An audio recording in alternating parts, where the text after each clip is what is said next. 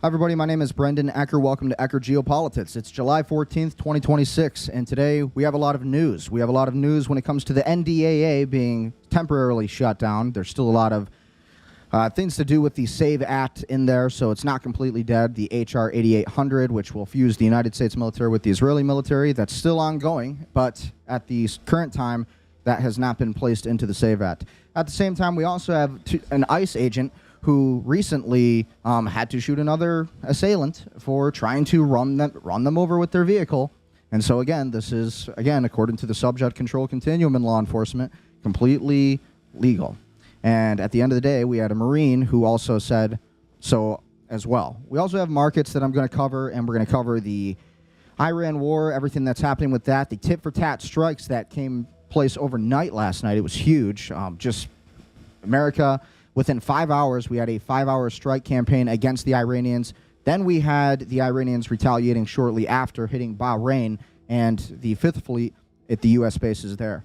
And then we're also going to cover the crypto markets. We're going to be covering the AI news, Sam Altman being sued by Tim Cook, CEO of Apple. So a lot of information today, a lot of news, a lot of updates on what's really going on in the algorithm. So be sure to like, share, comment, and subscribe. Be sure to support the information. What do you think about everything going on today? I think it's going to be quite an interesting show. I think we're living in an interesting time where we need to pay attention to these things. That's why I do this show. I think it's rather important to focus on a lot of these issues because there's never been a more important time to focus on history and what's really happening in our country. And there is a lot happening in our country. So again, be sure to like, share, comment, subscribe. Also, if you need to work with me in real estate, I am a real estate agent. And I'm a real estate agent in Michigan. I'd love to represent you, help you find your next property, or help you sell your property, whatever needs to happen. I have experience doing that, and I work with eXp Realty, so we're able to do that as well. If you want to build your own business, then work with Gold Shark Media AI, goldsharkmedia.com. You can run your entire business from one place. If you're an HVAC, whether you're an attorney, whether you are any kind of small business owner, B2B, we run our business right from Gold Shark Media AI, goldsharkmedia.com. So again, you want to support the show, again, be sure to like, share, comment, subscribe. And so let's get right into the information. Let's talk about some of the most breaking news hitting the algorithm today. I wanted to start with this clip on Trump. Okay, so again, very interesting times we are living in.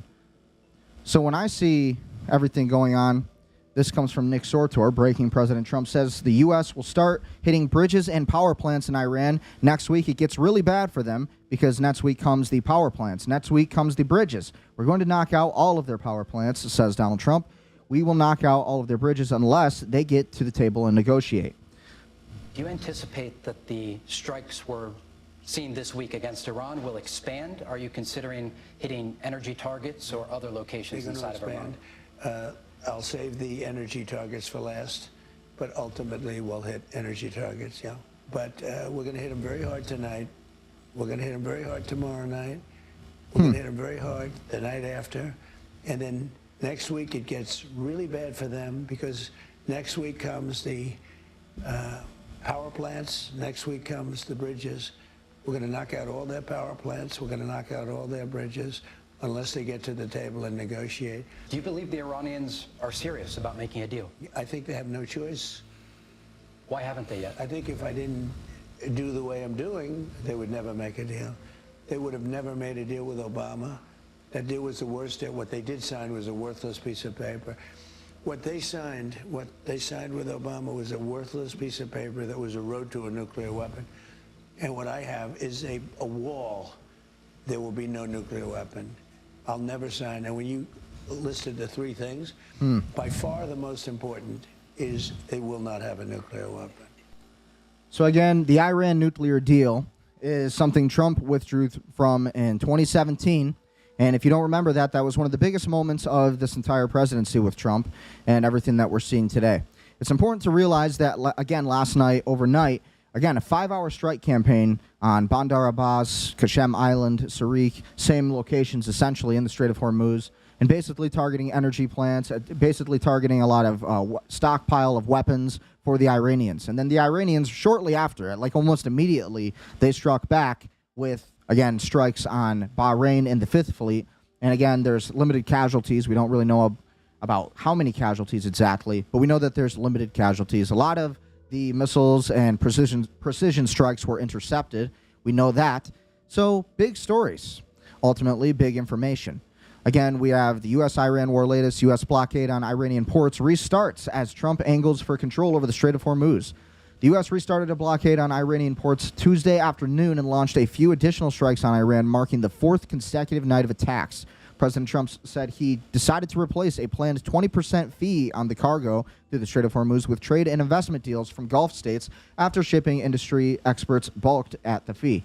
Iran has not ruled out its charging for its own tolls for the use of the Strait of Hormuz and has threatened ships that sail through the waterway without permission. The price of crude oil has shot up over the last 2 days as the U.S.-Iran fighting resumes, including Iranian attacks on cargo ships. And so, again, those cargo ships were pretty much on the Cyprus and a lot of the Galaxy vessel. That was a big story, a big hit, sank the entire ship. It was huge. At the same time, we have Trump Gulf investment deals that will replace the Hormuz fee. Iran hits tankers after the third night of U.S. attacks. U.S. military carried out a fourth night of strikes against Iran after President Trump reinstated its blockade of Iranian shipping, which went into effect at 4 p.m. in Washington, 2000 GMT. Trump said trade and investment deals with the Gulf states will replace the 20% fee for ships that pass through the Strait of Hormuz that he had proposed a day earlier. Bahrain, Jordan, and Kuwait say they intercepted Iranian attacks on Tuesday as Tehran retaliates with missiles and drones across the Gulf. The United Arab Emirates says one crew member was killed after 2 oil tankers were struck by Iranian cruise missiles. So, again, this is a big story developing. The MOU, again, we have to consider it as essentially dead, right, the way I see it. This MOU is pretty much over from what I see and everything that we're looking at because, again, Trump has already stated that we're going to attack. He's already pretty much set his plans. Unless the Iranians negotiate, Trump has already said that we're going to be bombing energy targets, so bridges, again, supply chains. We're going to be attacking a lot of Iran's different power plants. And again, I do think that Karg Island is still on the table. I think Trump wants to take that. And I think we also know that Trump said just last week, and I covered this on one of my YouTube shorts, he literally says that I don't want to deal with them anymore. I don't want to make a deal with them. I'm done talking with them, and it's pointless. So basically, if we're looking at that, it seems to me that this deal is pretty much over and that the war is going to continue. We're in this for a long haul. And ultimately, we can expect the oil prices to continue to go up. Okay, so again, when we look at those oil prices, right now, WTI crude is way up today, $79.90. Brent crude is at $85.45. Murban crude's at $81.51. And natural gas is at $2.91. So ultimately, these prices are going right back up because Wall Street and the insurers of these oil tankers, these LNG, these LPG tankers, chemical tankers, they all essentially know that this war is basically going to continue now. And basically on Trump's statements, it tells us that there's no reason to believe that these strikes are going to end anytime soon, right? So let's cover more of what's really going on with Iran responding after Trump announces U.S. toll in the Strait of Hormuz. So President Trump ordering a new set of strikes on Iranian military targets for third straight night yesterday. This as another blockade in the Strait of Hormuz is scheduled to begin this afternoon. Aisha Hosni is live at the White House with the very latest. Aisha. Hey, good morning. A lot of firepower, a lot of back and forth. Let's get started with what happened overnight as the president brings down his iron fist on Iran. The U.S. pounded Iran for 5 hours last night. CENTCOM says they hit military targets across 6 different locations, but did not say if they struck Pickaxe Mountain. That's something the president said was a potential target for a nice big fat shot.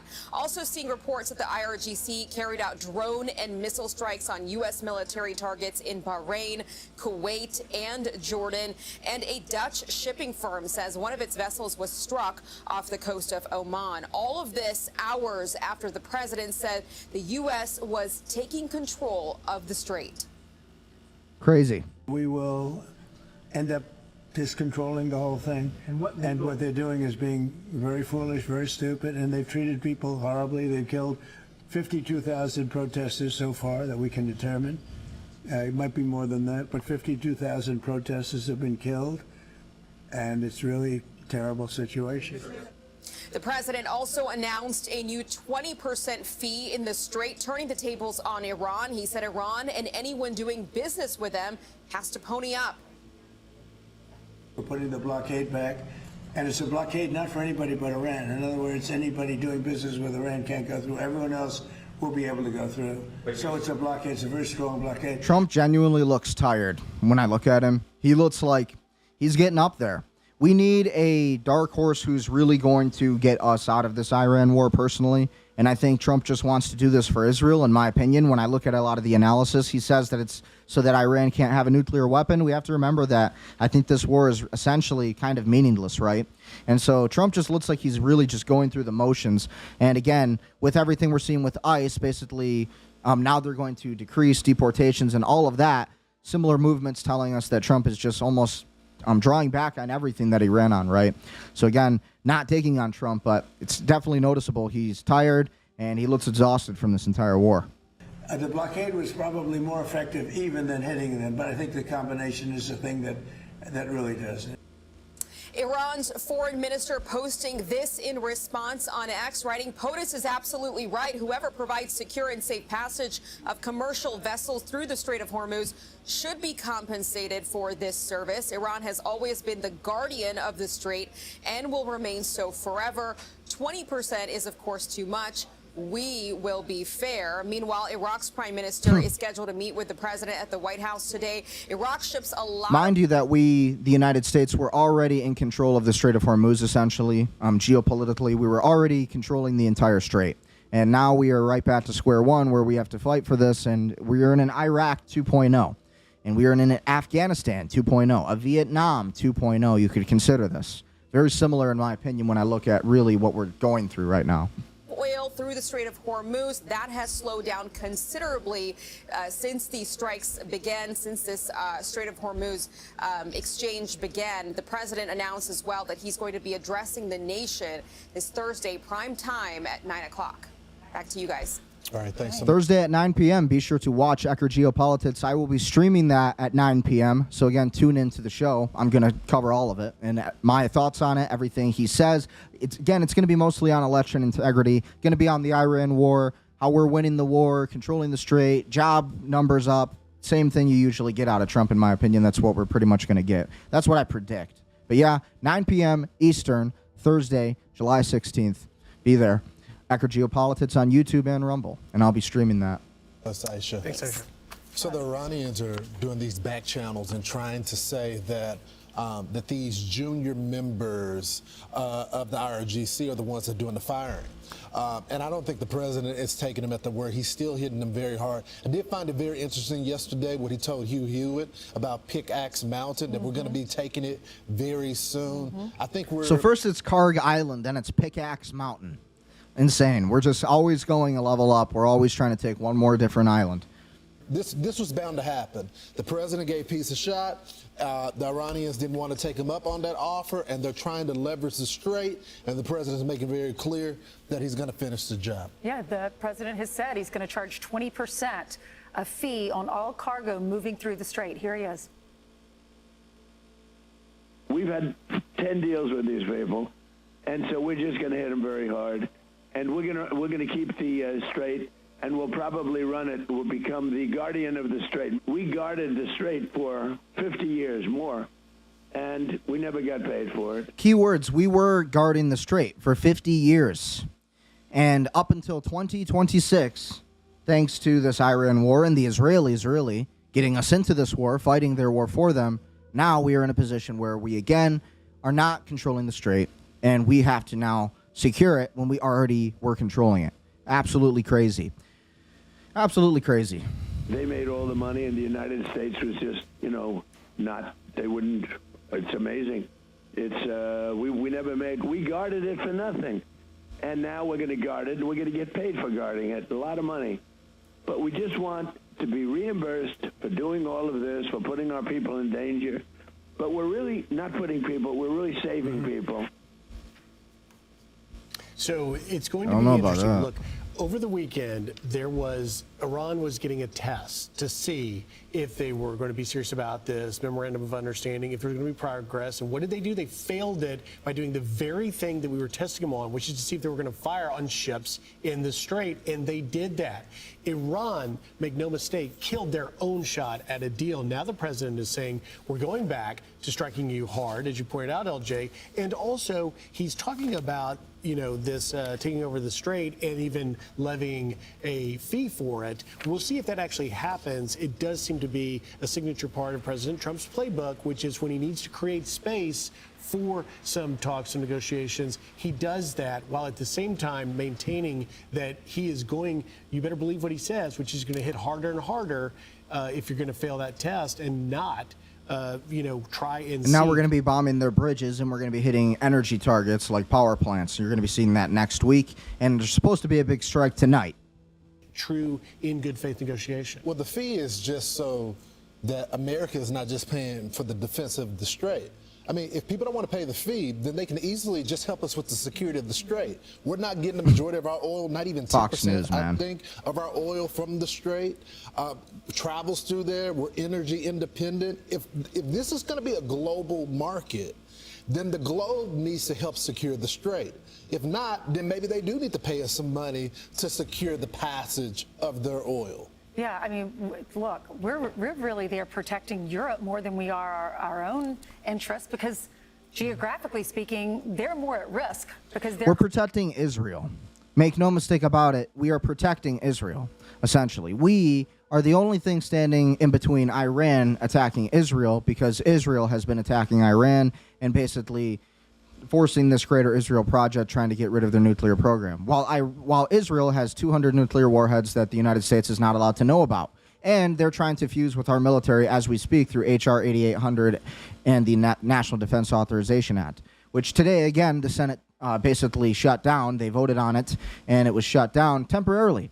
But that still basically just doesn't attach. It basically just doesn't attach it to the Save America Act. Doesn't mean that it's not going to get passed. And again, I think that this will all happen in October, based on where pretty much the political schedule seems to be right now. So again, Israel is the real enemy here. Israel is who we are really helping with all of this before Europe. And at the end of the day, this isn't really benefiting the United States at all. We don't need to be in this war. We ought to be focusing on Venezuela. We ought to be focusing on Cuba. And we really need to focus on our own borders and our own country, which is being infiltrated by these same Muslims of whom we are at war against. These people are filling up our country by illegal immigration. And again, today, Trump's administration literally said, we no longer are going to deploy ICE agents to pull over and make traffic stops and to arrest illegal immigrants. We're going to slow down on all of that because, again, another person was shot today for trying to ram an ICE agent.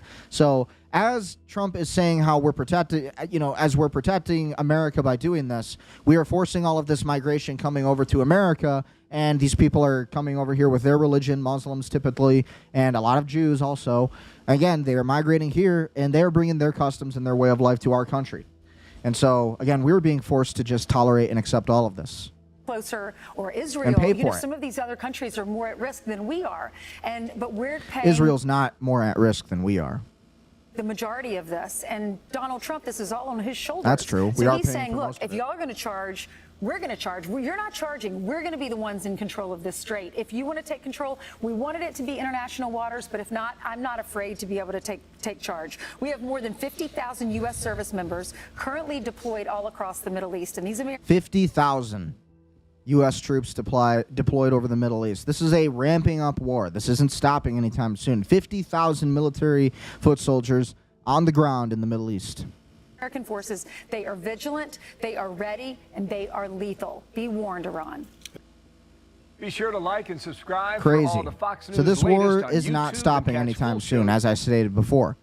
So again, just to continue this a little bit, these were some of the strikes from last night. U.S. launching five-hour precision strike campaign on the IRGC targets.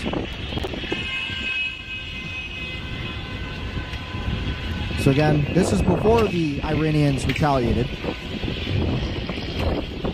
Tomahawk missiles were basically used. IRGC naval and missile sites were targeted. Pretty big booms at the end of the day. Pretty crazy. I don't think this war is ending anytime soon. Seems pretty clear that it's ramping up, right? I mean, it's just kind of insane that we look at all of this and we really think that this is just going to be a temporary thing. I mean, you know, people think that this MOU is still in place, the Memorandum of Understanding. It's not. You know, if you ask me, this is just going to keep on going on and on and on. More footage here. And again, this is just the first strike. Massive explosion here.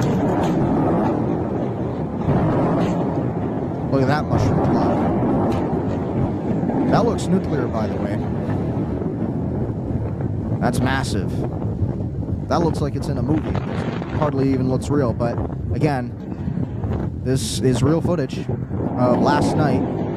5-hour campaign, precision strike campaign on the Iranians in the Strait of Hormuz.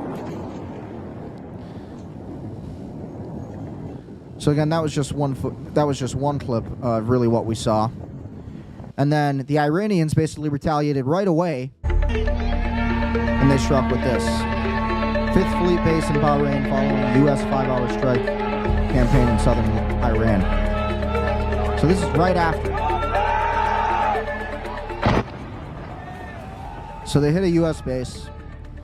Again, who knows how many casualties? I mean, they're not going to really make that public at this current time, but I imagine that these numbers will come out a little bit later. Yeah, the Iranians right away, within hours, pretty much struck back. They've been preparing for this war for 20 years.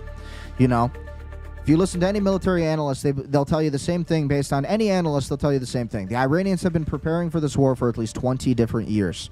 Okay, so they're ready for what's coming. And every time we hit them, they're pretty much going to be prepared for it. And mainly, they really were prepared more for Israel. But now we are basically doing Israel's bidding. And then this was Trump teasing a very big announcement to be made to the nation on Thursday night, this Thursday night at 9 p.m. Really big news. It's really, really big news. And our country has to shape up. But that's what we're going to be talking about Thursday is it doesn't get bigger, because without free and fair elections, you don't have a country. We'll be discussing other things too, but it's going to be a very big announcement. So yeah, we're going to be covering that 9 p.m. Eastern, and that's pretty much what's going on there. And so again, I also wanted to cover some of the Border Patrol, or some of the ICE agents and everything that was happening with that story. So basically, breaking news is that authorities say a person reportedly tried to run over an ICE agent in Maine, prompting the agent to fire in self-defense. One person was killed. So again, this is another case where, you know, illegal immigrants or people defending an illegal immigrant are trying to basically stop ICE agents from doing their jobs, which is their job, to deport illegal immigrants in our country, people who are not lawfully here, who American taxpayers and people who have jobs are paying for.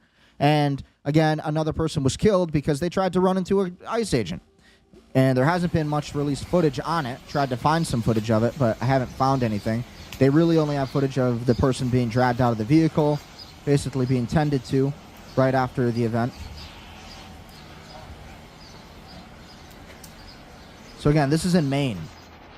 And again, you had all these liberals defending it, and right away the Trump administration says, nope, we're not going to cancel deportations, or we're going to cancel mass deportations. No more ICE agents. We're not going to hire them anymore. No more arrests. We can't do it. It's too dangerous.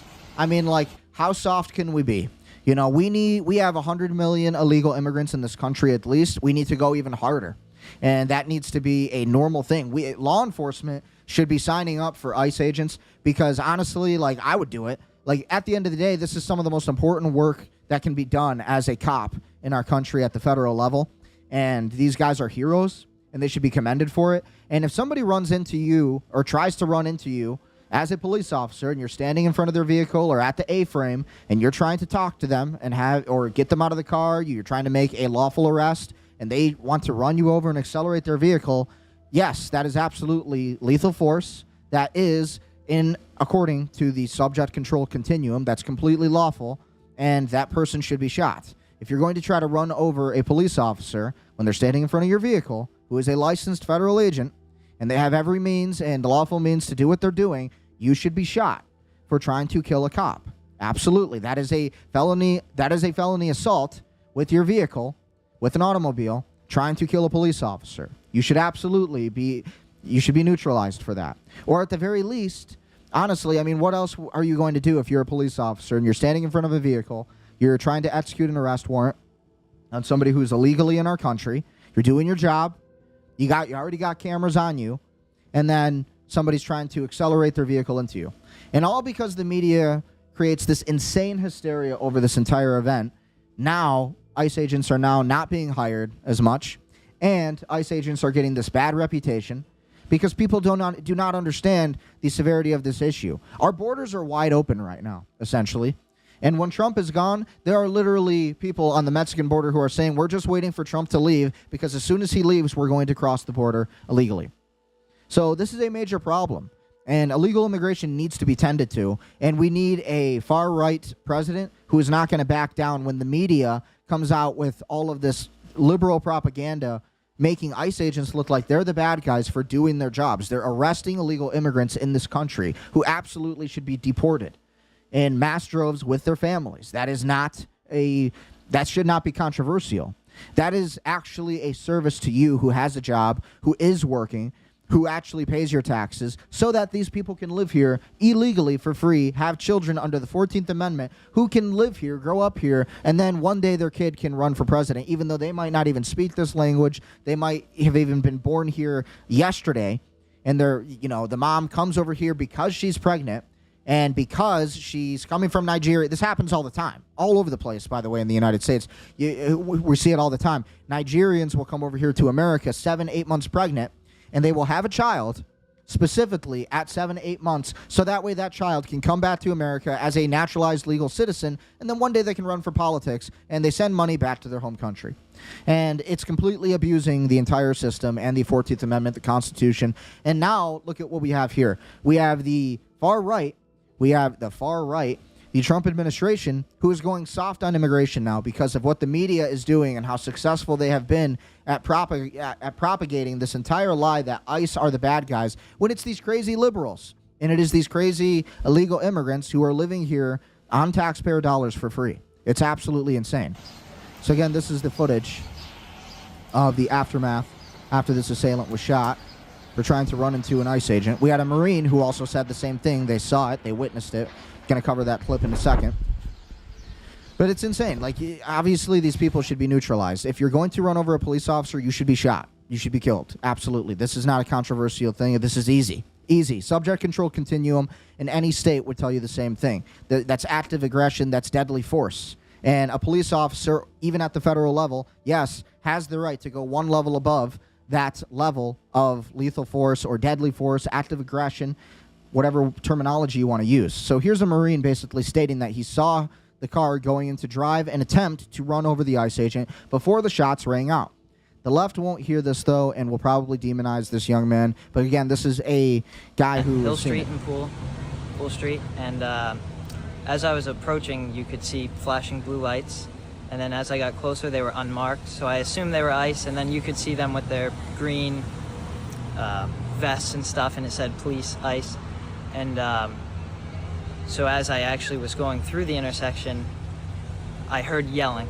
So I know I'm supposed to be paying attention, but I heard yelling off to my... So I looked, and I was watching, and the ICE agent was yelling and drew his weapon, and he kept yelling and warning the person driving, which is when the car was put into drive and was trying to hit the ICE officer. And he fired, I would say, probably 4 shots at him.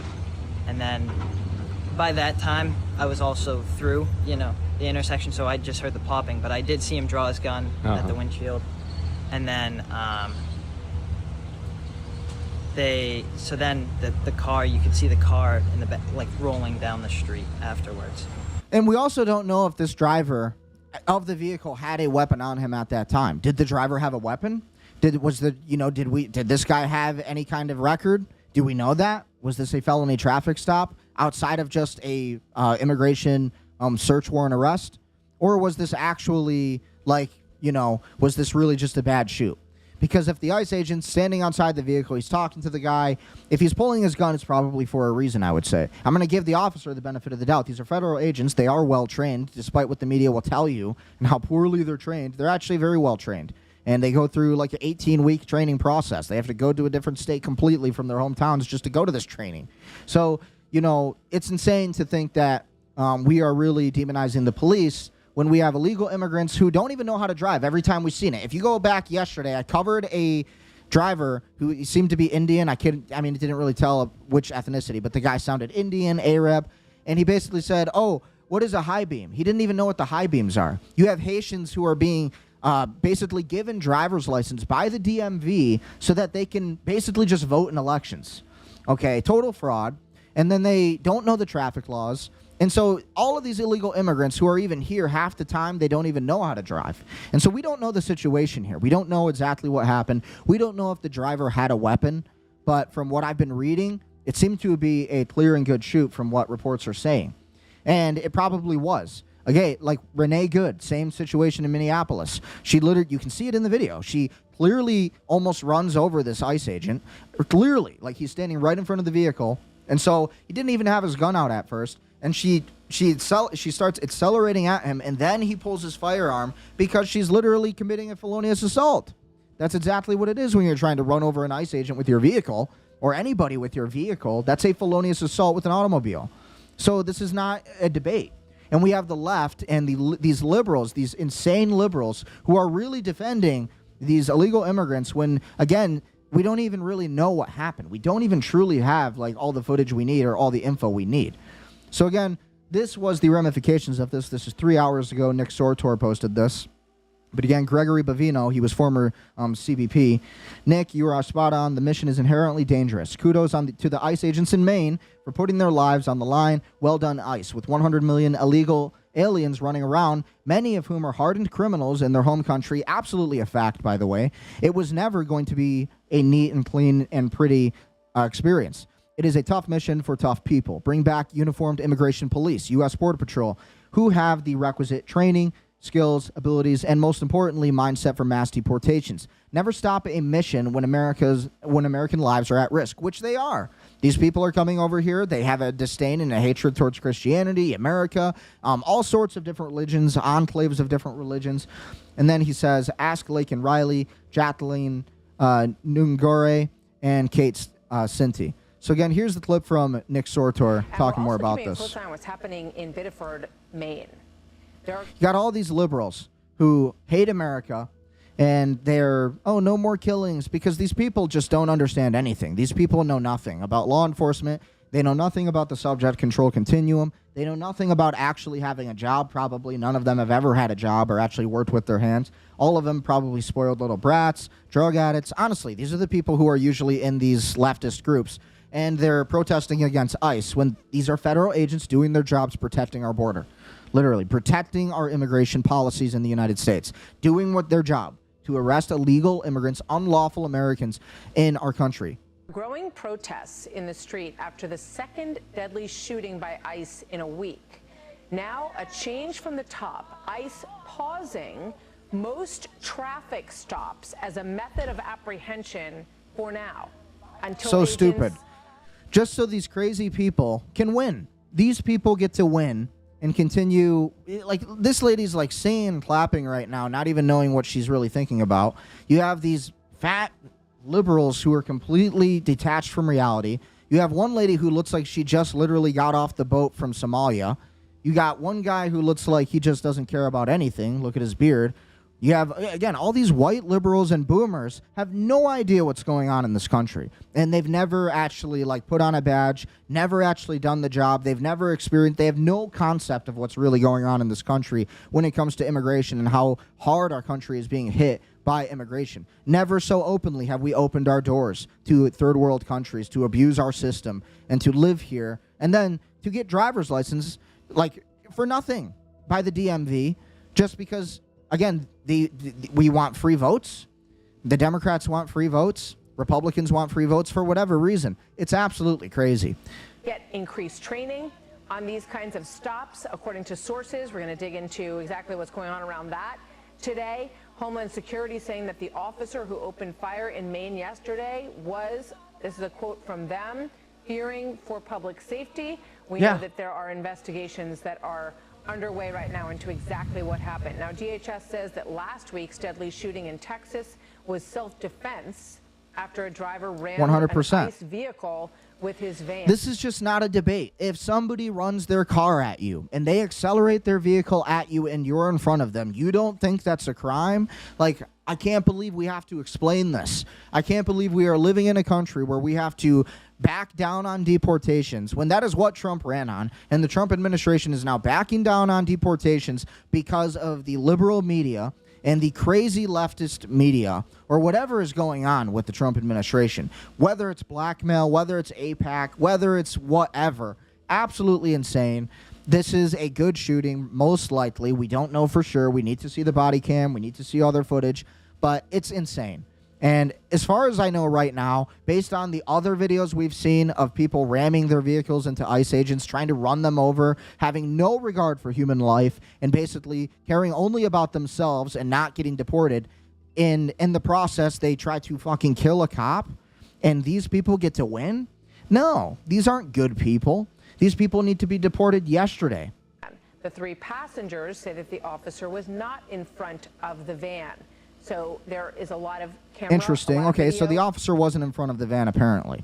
So, again, I didn't know that. But, again, we have to see more footage of what actually happened. We don't know if this person had a firearm. We don't know if he, again, had something on the NCIC basically saying that, oh, yeah, he had or the NCIB basically saying that he had a firearm. We don't know what his record was. We know nothing about this case. We know nothing about as to why this officer, this agent, pulled his firearm out. We know nothing. And the media is already doing this because this is the objective, to stop illegal immigration deportations, which need to happen in mass droves. We need to triple down on them, actually. And this is a national security matter. This has nothing to do with race. It is a national security threat to this country at this point because so many of these people are flooding in and abusing our system, and it is completely unlawful and unjustified for them to live here when these people hate our country, and half of these people have criminal records. Half of these people are waving around a different flag, protesting our country, our Constitution, our way of life, our Christian culture, everything. And we just let them stay here. Absolutely crazy. Around these incidents and certainly the forensics of the cars on the scene that are part of these investigations right now. Important to follow all of that through. Correspondent Alexis McAdams reporting live here in New York. Hi, Alexis. Hi, Martha. So, yeah, still a lot of unanswered questions here as we try to dig in more. Federal sources are telling Fox News ICE enforcement numbers are going to drop drastically. That's something they want people to expect. That's terrible. They say the pause is necessary because agents have to go through additional training right away. So the pause in most vehicle stops. That's so crazy. This is all from the Soros Open Society Foundation. Like, this is our country is dying because of this crap. Like, these guys already have like such good training. Like, federal agents really do have pretty good training. And the issue is that they're not able to do their jobs because the media is demonizing them for doing it. And every time that they try to make deportations and something like this happens, these things are going to happen when you are trying to deport 100 million people, half of them being criminals probably. 100%. These things are going to happen. We don't know what happened exactly, but all I do know is that this is terrible. We are always demonizing the police as if they are the bad ones. They are the bad guys. When these are the bad guys, these illegal immigrants, and we just allow them to take over our country like it's nothing, and nothing ever happens to them. Immigration enforcement operations follows 2 fatal ICE-involved shootings in less than a week. One was yesterday morning in the state of Maine, where DHS says a migrant who was in the country illegally so this is the shot footage, and killed apparently, by an ICE agent. The agency says the suspect tried to flee the scene before the shots were fired and was not the target of the operation. There were protests again today as people marched to an ICE facility, an ICE office not far from the scene, calling for a full investigation, as at least one Democratic representative. God, just look at these crazy people. Why are these people running our country? These are idiots. These are the lowest IQ people of America, and they get to just determine the direction of our country because they are so insane, wearing their masks for whatever reason. They're crazy. These people are insane. Absolutely nuts. Absolutely crazy.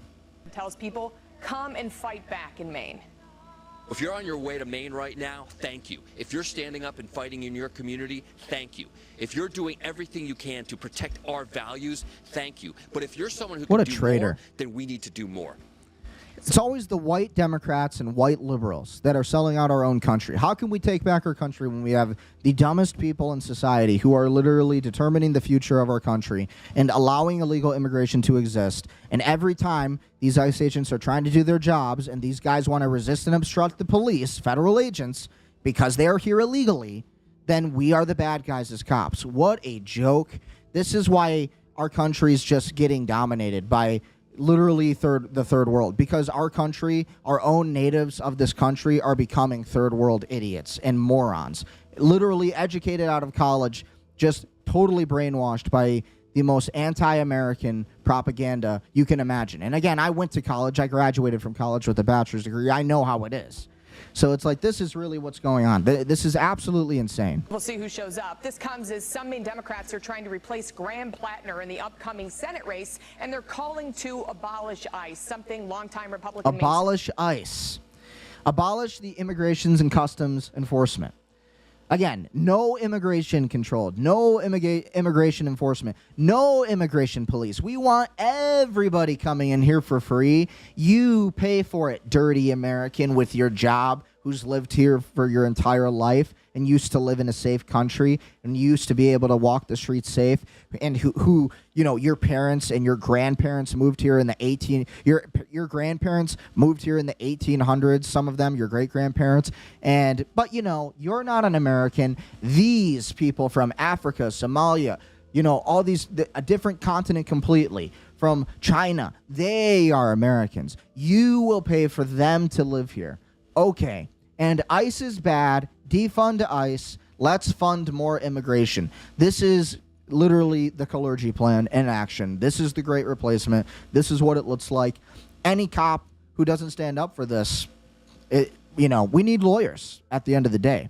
This is why you need entrepreneurs. You need people in the media talking about this. You need real people with power, because these people eventually take over and want to destroy our nation. Absolutely. Senator Susan Collins, who's up for re-election, says just doesn't make sense. Back here in the studio, the story will continue to follow as we try to reach out for ICE. And they say that pushback is probably going to be coming because, Martha, the vehicle stops have been one of their most effective enforcement tools.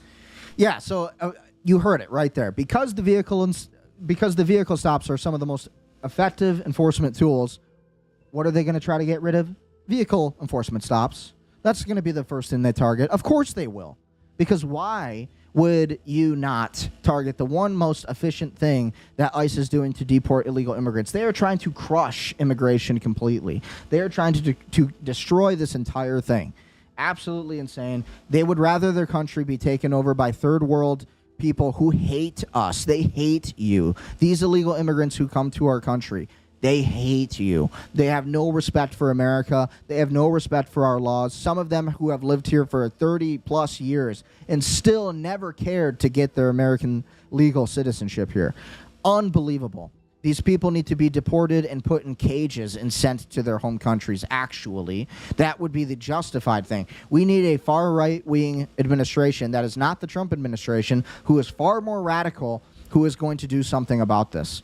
Honestly, Greg Bovino's right. We have 100 million illegal immigrants in our country, and they're just wrecking it. And now when ICE wants to do their job, they're the ones who are demonized. This is a communist country now. And if you don't think you're living in one, then you're stupid, and you're not educated on what that is. It's very sad the times we're living in. It really is. So moving on, let's focus on the Strait of Hormuz. Let's focus on the Strait of Hormuz traffic and what's really different. So again, same kind of patterns that we've seen yesterday. We have a lot of anchored docks over here and just near Fujairah. Same blockade that we appear to have over here. Strait of Hormuz, very limited traffic, but it does seem like we have a little bit more traffic in there. Doesn't mean that there's not a lot of action. When we look at Bandar Abbas, this was the city who basically got attacked last night by the United States. Bandar Abbas, and basically a lot of these different energy facilities have been getting attacked, right? So again, a lot of these different ports, I imagine, will probably end up getting struck next. As you can see, some of these different areas, you can see where bombings took place. Okay, so a lot of this has been bulldozed over. Literally, you can see different factories here, different power plants here, a lot of different areas that we're seeing attacks in. Okay, a lot of different areas, a lot of specific areas that hold IRGC personnel and targets in the area of Bandar Abbas. But this is where we've been seeing a lot of different strikes in these different areas here. So crazy developments that we're seeing over time. And when we look at all of it, pretty wild. What do you think is going to happen next? But ultimately, when we look at the Strait of Hormuz, we have a lot of, and Qatar, again, also a location where a lot of U.S. military bases are. We have Kuwait up here, where a lot of other U.S. military bases are located. These have been getting hit by the IRGC. We have continued, clusters of crude oil tankers and these different LNG tankers, LPG tankers located in the same areas. Karg Island continues to be protected by the Iranians. These different islands over here that were attacked overnight, these smaller islands, a lot of different activity here as well. So I imagine you're going to see more activity on these smaller islands, and slowly, little by little, the U.S. military is going to probably take more control over this. And then again, we also have Bahrain that was attacked by the Iranians last night as well, or over the past week. And then in the Red Sea, we still have continued traffic north to south through the Bab el-Mandeb Strait, which is another huge choke point that you need to be focusing on if you're tracking the marine traffic. As long as we continue having traffic through here, then things are okay for this war, but they're not great. But again, continued traffic all the way north to south in the Red Sea. Suez Canal continues to have limited traffic running through it. We continue to see clusters of anchored vessels over here in Port Said. Israel near the Gaza location. Again, no traffic coming in, nothing going out. Basically, these people are starving out. We look at northern Israel, where a lot of the actual, where a lot of them, most of the Israelis today, your Haredi Jews are living there today. Your secular Jews and whatnot, basically you're like a version of Miami or Los Angeles. If you were to equivalize that to America, this is where a lot of your Jews are living today. Tel Aviv has been getting struck, limited by Iranians, and then the Israelis have also been occupying southern Lebanon at the same time. So as we move up to that, you can also see a lot of the activity, not a lot of marine traffic here in this area, all the way up to Beirut.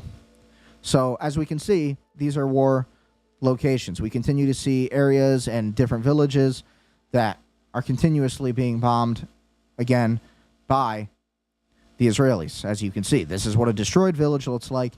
A lot of this has been like this for a long time. You have these UN centers right here, for example, like UNP-10A, and they're always located right near these war zones. I've pointed that out before. Again, anywhere you point, pretty much anywhere you zoom in on southern Lebanon, you can see a bombing within a 10-mile radius of one another. Or you can see forest fires being lit. You can see a lot of the different colorations in the clouds versus actual smoke trails. You can see new earth, bulldozed locations, buildings that are pillaged, collapsed, burned gardens and whatnot. Signs of missile strikes. Again, a lot of these different areas. So pretty much all of southern Lebanon has been basically bombarded by the Israelis. Everywhere you can pretty much zoom in, you'll find pillaged buildings and areas in these locations. More bulldozed locations here. See the new earth showing. You see buildings that were once there but are now not there. Shapings of buildings showing that they're no longer there, burnt down. We have burn marks. Again, we can tell that by the color changes in the earth. Different locations throughout southern Lebanon continuously being struck. Okay, so we see pillaged buildings right here, another one, all over the place. And these are signs of bombings, missile strikes, precision airstrikes.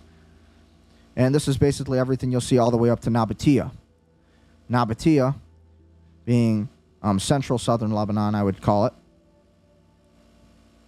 Right about in this location right here.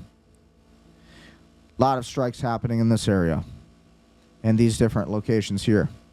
So again, when we look at these zones, a lot of different areas that have been bulldozed over, new construction happening. And if you were to really focus and zoom in on certain spots in Nabatea, you would find where these zones are that are getting bombed. Villages, small villages on the outskirts of the town. See it all over the place. Tyre, we also have images shown here. Again, a lot of strikes have happened here in Tyre, one of the oldest civilizations, by the way. So very sad to see, but this is what's going on. This is what's happening right now in the Middle East, in the Triangle of Death, essentially, and with this entire Strait of Hormuz over down here. And then again, we have Oman and a lot of their U.S. Navy. You can't really see a lot of their vessels. So a lot of interesting traffic happening there. On top of that, we have Israeli heading to Rome seeking proof of Lebanon's army that they can keep Hezbollah out. A technical agreement in Rome will not end the political battle in Beirut over the organization's disarmament and the balance of power between the state institutions and Hezbollah. So again, we continue to have strikes happening when it comes to Lebanon, but at the same time, we have this peace deal and these talks being done in Rome. I believe it was the 4th day or 6th day or something. Israel and Lebanon will open another round of direct talks in Rome on Tuesday at the U.S. Embassy with the American mediation in an effort to move the political understandings reached in the Washington implementation stage, first and foremost, to the pilot project in southern Lebanon. The two-day meeting will focus on implementing the framework agreement signed on June 26. Under the agreement, Israel is expected to withdraw gradually from the two defined areas in southern Lebanon and hand them over to Lebanese army's control. Lebanese army would then be required to deploy forces there, dismantle Hezbollah infrastructure, and prevent the organization from reestablishing a military presence. If the move succeeds, it should be expanded to other areas and lead to a broader Israeli withdrawal. Despite the agreement's reference to two pilot areas, practical preparations are currently focused on the first. An American official said in recent days that an IDF withdrawal from the area could begin within days, but did not provide a date, map, or binding timetable. Planning for the second area has not yet been completed, and it remains unclear whether it would be activated immediately after the first stage. Israel insists any further step must depend on the results in the first area. Lebanon, meanwhile, notes that the transfer of both areas is already included in the agreement and says implementation should not become an open-ended process. So again, we have footage of the IDF here, or a photograph of the IDF here. The pilot also has a civilian dimension. Under the framework agreement, the transfer of territory is expected to be accompanied by the reconstruction of villages and the gradual safe return of displaced residents. The U.S. administration wants to determine whether the Lebanese army can hold the territory and restore civilian life without allowing Hezbollah to exploit its welfare, reconstruction, or funding mechanisms to reestablish its grip on the area. Details of IDF withdrawal, Lebanese responsibility remain disputed. As the talks begin, the pilot has not yet been launched. The IDF has not completed its withdrawal from the pilot area. The Lebanese army has not assumed full responsibility there, and no agreed public timetable has been set. So again, that's kind of the news going on with the talks in Rome, but that's really the main focus of a lot of this. Jeffrey thwarts the left, opposing ending all aid to Israel. So again, as he continues on, Thomas Massey is overly broad and could limit humanitarian aid, refugee settlement, and peace building in U.S. embassy operations. The Democratic leader's decision comes as support for Israel has become a splintering issue in the Democratic Party, particularly on the left flank. The legislation will be voted on an amendment to the National Security Department of State and Related Programs Appropriations Act, an actual foreign affairs spending bill, and would cancel the $3.3 billion in foreign aid Israel receives. I think that's a rather good thing. Are the Democrats actually doing something good? I think so, for once. In my view, there are more decisive ways to achieve the urgent change necessary when it comes to the far-right Netanyahu government, Jeffries wrote in a letter to the party, Punchbowl News Board reported. But at the same time, the same Democratic Party also wants to, again, import all these illegal immigrants into our country. As you could see from the ICE and everything, you know, you're not even able to have ICE in your country now. They want to get rid of ICE. That's crazy, right? You can't vote for Democrats when they want to literally destroy all means of national security. The legislation will be voted on in an amendment. We already read that. In my view, there are more decisive ways to achieve the urgent change necessary when it comes to the far-right Netanyahu government, Jeffries wrote in a letter to his party. Before Jeffries' letter, Congressional Progressive Caucus Chairman Greg Kasar announced his support for the measure and could bring much of his nearly 100-member caucus with him. Democrats have fleshed out his decision in many conference meetings in the amendment as it came up, as Democratic leadership held out making a formal decision. Ending military aid has picked up steam in Washington after Israeli Prime Minister Benjamin Netanyahu announced he wants his country to reduce its dependence on the United States. Yet we have the National Defense Authorization Act, the H.R. 8800, Fiscal year 2027 is when that's going to take place, and it's going to be voted on probably this October. Yes, today it got voted down just basically so it wouldn't be placed into the Save America Act. The Massey Amendment does not touch an additional $500 million Israel gets each year in defense weaponry, including the Iron Dome missile systems. Repealing that funding only attaches 4 Democrats and 2 Republicans, one of them Massey, when put to a vote last year. So our Congress is just basically selling us out on both sides. You know, they're not really doing this for white European Americans, people who have really lived here, Native Americans. Again, they're not doing this for you. They're doing this for 100 million illegal immigrants to live in your country so that you can go to your job, toil, work, and pay for them with your taxes. Meanwhile, Israel-Lebanon hold new rounds for talks in Rome. Again, representative of Israel-Lebanon on Tuesday began a new round of talks in Rome aimed at advancing the implementation of a ceasefire agreement addressing border security concerns. So again, we covered a lot of this, but that's pretty much what's going on in Israel today with these talks in Rome. So again, that's a big conversation. We'll see what happens. Meanwhile, breaking news, Istanbul court issues an international arrest warrant for Netanyahu over the detention of Gaza and aid flotilla. Hurriyet Daily News, part of the sweeping criminal lawsuit against Netanyahu and several senior Israeli officials over alleged genocide, crimes against humanity, and torture and other offenses. Free Palestine! So again, viewer discretion is advised when you watch this video. This is footage of the flotilla protesters who were basically apprehended and detained by the IDF, and they were taken to a prison for a short time before released, but horrible things were done to them while they were there.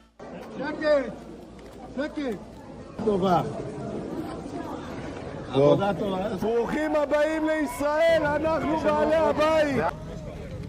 ככה צריך.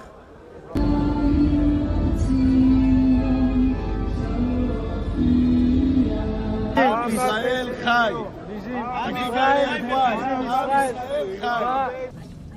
So yeah, we see the dehumanization. Obviously, needs to be condemned. Obviously not okay. But at the end of the day, these are the same people who, again, are coming over to our country in America and saying that we need to inflict jihad on Americans. These are the same people who are coming over to the United States. Again, I'm talking about a lot of these Palestinians and these prisoners of war. Not all of them, of course. It's not okay what's happening to the children and the very real genocide and Holocaust that's happening because of the Israelis. The Israelis are ruining their reputation. They're going to end up destroying their any chance of getting allies or success in the future. They're going to end up probably getting nuked at some point, and they're going to have to move to Argentina and Ukraine, and that's really that you've been seeing influxes of migration into these countries already. Right? And you're going to see a massive movement towards that. So there's really no avoiding that. And I think that's really where the direction is going. But again, to play the devil's advocate a little bit here, it is true that these Palestinians, many of them, and these members of Hamas too, members of all of these different terrorist sects, they're coming over to the United States. They're migrating to America, and they're saying that they want to invoke Sharia law over the United States Constitution. They're saying that they want to replace it. They're saying that all of your women should be placed in burqas and hijabs, and your women should not show their ankles, and your women should have no rights. And politicians are voting for that, and they're okay with that because they don't want to stay in the middle and understand that it is both of these people who are creating so many problems in our country because so many of them are overrepresented, and so many of them are just being allowed to flood our country because of this 14th Amendment and basically our Supreme Court, which allows all of this to happen, our legal and criminal justice system, which allows all of this to happen. All of the problems you see in America today, the corruption, half of it's because of illegal immigration. And then, of course, wokeism and liberalism and these people gaining power in politics. This is why Nick Fuentes and so many prominent figures are always saying you need to run for politics to avoid these kind of people getting into power and changing your country into something that is more native to their country. So that's all I have to say about that. I condemn both the IDF and the Israeli military for what they're doing and the genocide and the Holocaust and the lack of dignity that they're showing to their enemies during a time of war. No humanity, no regard for human life, totally violating the Geneva Convention of which they created. And then I also condemn a lot of these Muslims who are indeed they also have a hostile religion. They believe that anybody who does not believe in Allah should be killed and should be forced to submit, pay taxation. It's in the Quran. I can't remember exactly, 9-5, something like that. So ultimately, this is what's happening. Both of these sides, Muslims and Israelis, are taking over the United States, and they want to bring their way of life from their countries over here to America and force this on our Constitution, as they call Christianity a fake religion and an idol-worshiping religion, and they say our country sucks, and we're so bad, and we're a racist country, we're white supremacists, and just terrible stuff. They call us racist, just ruin our reputations, and then they get all this free stuff because they're professional victims all day long. And so again, meanwhile, you actually have another war happening. Ukraine-Russia war latest. Putin strikes civilian ship near the Black Sea port after threatening powerful attacks. Attacks come as Zelensky and allies vow to use war-tested Kiev's defense to protect Europe against Russian ballistic missiles. Says that Russian forces have struck a civilian vessel near the port of Odessa. The Ukrainian Navy spokesman says there were no casualties. A ship, though, can be seen ablaze in the area, but... Square makes running my business easy. Always an ad. Flowercraft has been around since 1974. Like, why? And it's so annoying. It's not clear whether it's the same vessel that is said to have been hit. Meanwhile, Ukraine's military says that it targeted 2 oil refineries overnight. The Army's chief of staff said on social media the strikes sparked fires at both energy facilities. Ukraine has stepped up drone attacks on Russian oil refineries in recent months, causing fuel shortages across Russia. Let's go live now to the Ukrainian capital, Kyiv. Al Jazeera's Audrey McAlpine is there for us. Audrey, what's Ukraine saying about this attack on this vessel in Odessa? Yeah, it's a sign of escalating attacks. While it's not new for Russia to target Ukrainian ports, it is new for them to specifically target vessels. You mentioned earlier it's unconfirmed videos of this strike on a merchant ship this morning that injured several people. But yesterday, confirmed strikes on a separate ship where 13 people were killed and 10... Wow. At PG&E, we've developed a range of demand response programs that reward business and agriculture customers for using... Injured as a civilian cargo ship was unloading fertilizer in the Ukrainian port. It also comes as Ukraine itself has ramped up attacks on Russian, what it calls to be shadow fleet vessels, meaning vessels that carry Russian oil in an effort to evade Western sanctions. Over the past 8 days or so, Ukraine has struck over 100 of these vessels in the Sea of Azov, as well as in the Kerch Strait. So again, a sign of these escalating attacks. No doubt they'll have an impact on global shipping, as well as insurance premiums, as both of these sides take the fight to sea. Be argued, I suppose, that what Russia is doing now in Odessa is in response to what Ukraine has been doing in the Sea of Azov and Crimea. Tell us more about... So again, the Ukrainians are hitting the Russians pretty hard. They're not just, they're not backing down. I mean, why? Because the United States, again, is funding a lot of the Ukrainian force right now. I mean, how many times has Vladimir Zelensky come to the United States asking for money? And again, you have to go to work and toil so that your taxes can pay for this war to exist in Ukraine. And so that by proxy, we can use these Ukrainians to fight the Russians. I mean, honestly, it's just getting so ridiculous. The Russians, if it wasn't for the United States funding this entire war for the Ukrainians and giving Zelensky free money as he continues to throw people in his own country into white vans when they're hardly able to stand on their feet, the Ukrainians would probably lose this war by now. And I'm not trying to demoralize anybody who's Ukrainian, but this is just what's happening militarily. The Russians have been honestly going by the laws of war overall. Now, the Russians did recently just strike a civilian vessel as well. So we also have that. So the Russians and Ukrainians, these tit-for-tat strikes have continued on. The Ukrainians have been mostly focusing with drone FPV warfare. They've been focusing this on targeting a lot of these different oil refineries in Russia, St. Petersburg in particular, Moscow. And then the Russians have been focusing more on targeting drone production facilities. And the Russians now have anti-drone facilities that they're basically creating in mass droves. So they have already solved the problem to a lot of this. And right now the Russians, in my opinion, I think it's just going to not be so great for the Ukrainians in my predictions based on where this war is going. And the United States and since Lindsey Graham is gone now, who is a heavy heavy he was a heavy financier of this entire war against Russia. He's been a war hawk against the Russians for a long time.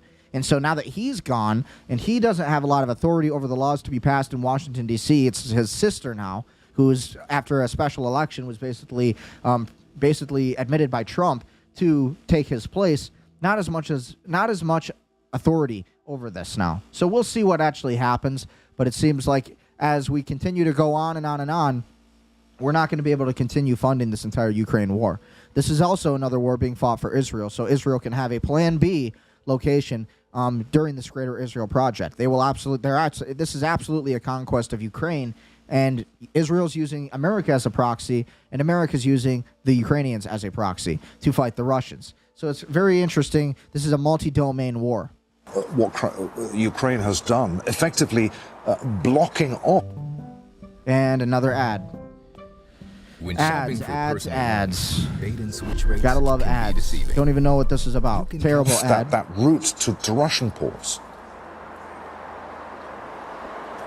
Yeah, exactly, Adrian. Even on Friday, reports that Russia had closed, for example, the Kerch Strait to any civilian maritime traffic. So some of the ripples of these long-range or in mid-range Ukrainian drone strikes on those vessels beginning to have an impact. And it's part of what Ukraine announced in late June. Ukrainian President Volodymyr Zelensky's announcing that he would launch a 40-day influence operation, really to say that Ukraine would ramp up strikes on land, sea, and air. When it came to Russia. On land, we've seen that they've largely slowed the Russian advance on the front line, but not stopped it altogether. Last month, 4 kilometers per day, for example, from the Russian side in terms of Ukrainian territory. But also at sea, I mentioned earlier, over 100 vessels over the last week, and in the air, continuing its long and mid-range drone strikes in an effort to cripple Russia's oil industry, as well as to largely choke off the Russian-controlled peninsula of Crimea. And we're about halfway through that 40-day influence operation announced by Zelensky, but it doesn't appear that Russia is slowing down. This is you. No, it doesn't. Needing a therapist. The Russians absolutely seem to be going harder and harder and harder. They seem to be taking a lot of these hits pretty well. If anything, these attacks on these ports in Odessa show that, if anything, Russia is doubling and down. And the Americans. Al Jazeera's Audrey McAlpine reporting live there from I would say that's Kyiv. a pretty decent Audrey, analysis of what's going on. Yeah, I would agree with most of everything that they said there. And so that's what's happening with the Ukraine and Russia war right now. Meanwhile, how has this affected the market? So let's talk about the stock market. Let's talk about artificial intelligence. What's new with all of this? What's new with business? What's new in the economy? Because I've been kind of slacking and not covering the economy and geoeconomics and how important this actually is to all of the different things. Because everything in a war affects the economy. Every geopolitical event affects the geoeconomics of a nation. And it's very important to cover all of these different things. So stocks end higher buoyed by light inflation data, bounce in chip stocks. The S&P 500 closed higher on Tuesday, boosted by semiconductor stocks after June inflation data came in weaker than expected. The broad market index finished up 0.38% at $7,543.59, while the NASDAQ composite advanced 0.9% to end the day at $26,107.01. The Dow Jones Industrial Average settled up just 9.63 points, or 0.02% at $52,508.27. Shares of the International Business Machines, IBM, weighed out on 30 stock index, with the down 25% after the company warned second quarter profits will be lower than expected due to soft demand in its software and infrastructure businesses. So again, semiconductor stocks are rebounded after a sell-off in the previous session. The Van Eck Semiconductor SMH traded 2.5% higher. Applied Materials and Teradyne gained more than 3%. Lam Research and Micron Technology increased roughly 5%. STM Microelectronics climbed more than 2%. So again, AI appears to be dominating a lot of the stock market and everything we're seeing with that overall. And with the stock market, that's pretty much where we're at. We're up above $50,000, but who knows how long that's going to last with this entire Iran war. So Bitcoin's at $64,587.33 today. The Fear and Greed Index is up from yesterday. We were at 28 yesterday. Now we're at 33. Ethereum also hit $1,876.94. We have Binance at $580.11. Tether, that's a stable coin. XRP at $1.10. Solana at $77.28. Hyperliquid at $65.90. So again, stock market or the crypto market, the emerging market, everything's banking on the Clarity Act. But a big thing happened today. And essentially, the big news in crypto is that essentially Circle was given the full rights essentially to operate as a stablecoin issuer. And so really when we look at this, pretty big news. Okay, so let's take a look at what's new with, again, everything happening with this, because this is huge. Circle, again, Ripple, the company Ripple XRP, owned by Brad Garlinghouse. This company was almost, it was rumored to be almost acquired by the company Ripple for, I think it was $8 billion, then some figures set up to $11 billion, but the company Circle denied and refused the offer. So Ripple almost bought this, but Ripple is a big part of the Circle cycle and everything that has to do with the charter. Circle not squaring with investors at this hour. The fintech and crypto company, which shot up by as much as 13% on Friday, erasing about, let's call it 5 1/3% of those gains. The stock had surged after it got the green light to establish a federally regulated national trust bank, which will be called Circle National Trust. This allows the issuer behind the dollar-backed stablecoin USDC to bypass the middleman and directly manage its stablecoin reserve. However, it's not like it will be a traditional commerce bank that allows consumer deposits or loans. So what does it do for potential customers and, of course, the cryptoverse? Joining me now, first on Fox Business, Circle President Heath Tarbert. Heath, congratulations. I know this was a very long time coming. Give us a sense right off the bat on how important a milestone this is.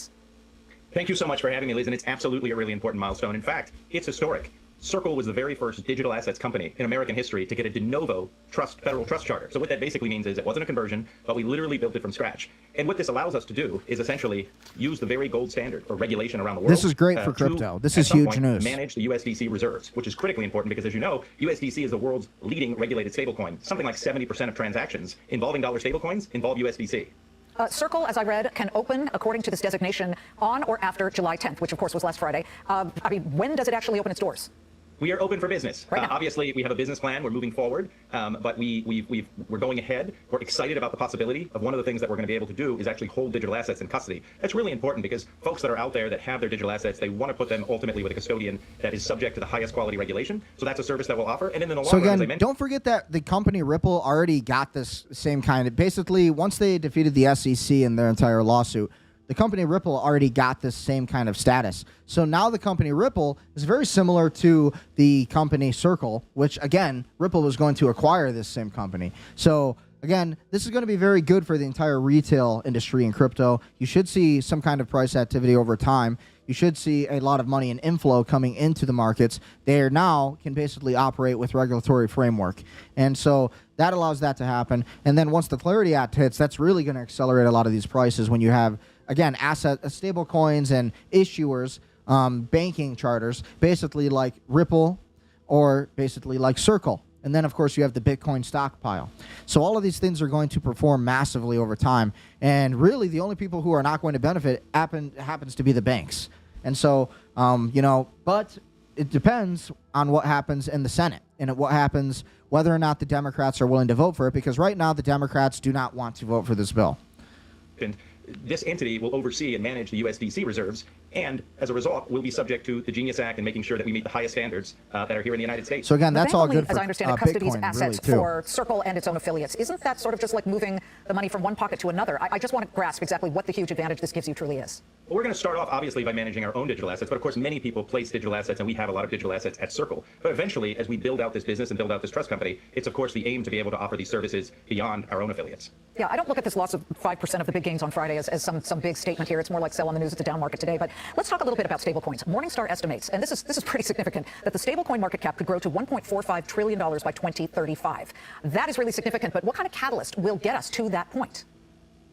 Because these medications are not cosmetic. Gotta love ads. They to are disrupt clinical. everything. Well, it's developments like this. I think there are a lot of folks out there, and it may just make sense to let viewers know, well, what is a stablecoin? Essentially, it's a dollar that you can send over blockchains and over the internet. And of course, stablecoins are different from bank money because they're backed one-for-one with high-quality liquid assets, and they're regulated. They will be effective in January by the Genius Act, the national law that makes these a core part of the U.S. financial system. And so you have a number of folks that are around the world. They're in established businesses, but they're also, regular people who say, I want to be able to send money 24/7, frictionless, at the speed of an email, with the safety and security, and without a ton of cost. And so there's a ton of use cases that are coming online. We see cross-border remittances. We see the ability to send money anywhere around the world, but we're also seeing large corporations say, this allows me to move money and manage my treasury. We're seeing financial sector players who are saying, I have to post margin at clearinghouses and in settlement things, and this allows me to do it far more efficiently and effectively. So the Genius Act, actually, which will celebrate its one-year anniversary this very week, sort of creates the pathway for stablecoins to be treated as the equivalent of cash. It allows them to be used in our largest, most important financial infrastructures. And to your question, Liz, all of those things are going to move this along, in our view, to use where stablecoins reach potentially that amount. This is one sector, the cryptoverse, that actually asks to be regulated. They do not fear it. You guys have said, let us know what the landscape looks like so we can maneuver through it. So you've got the Genius Act passed, but the Clarity Act is still being held up by banks in many cases that have real problems with it. And some of that might be that they sense you guys are stepping on their air hose and they don't like the new opportunities that other people are seizing. So give me your assessment of when the Clarity Act might really finally pass.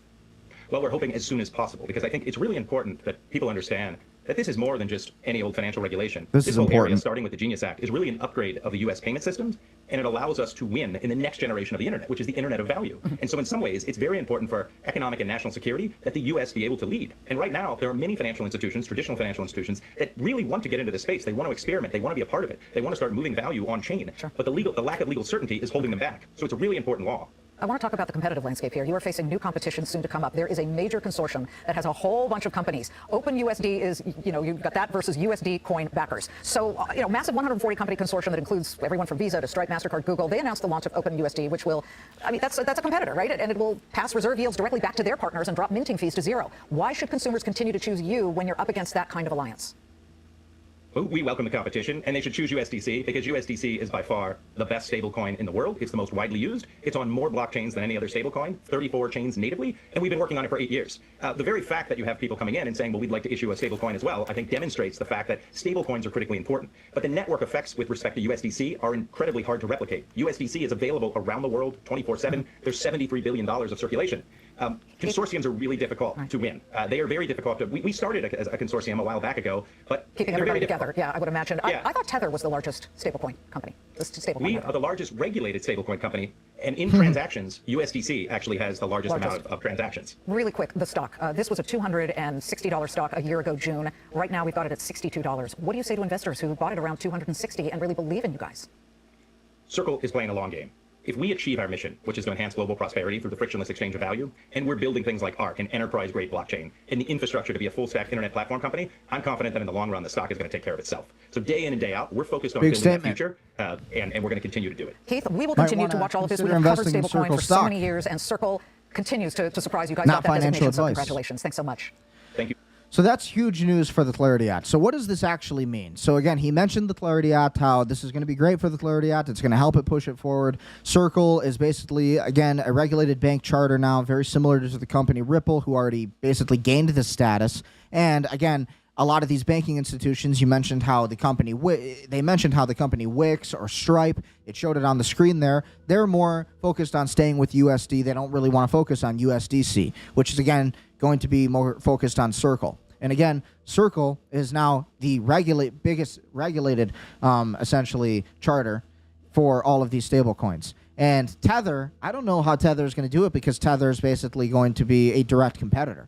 And at the end of the day, I think Ripple and Circle are eventually going to become one unit. It's kind of my theory on it. We'll see what happens.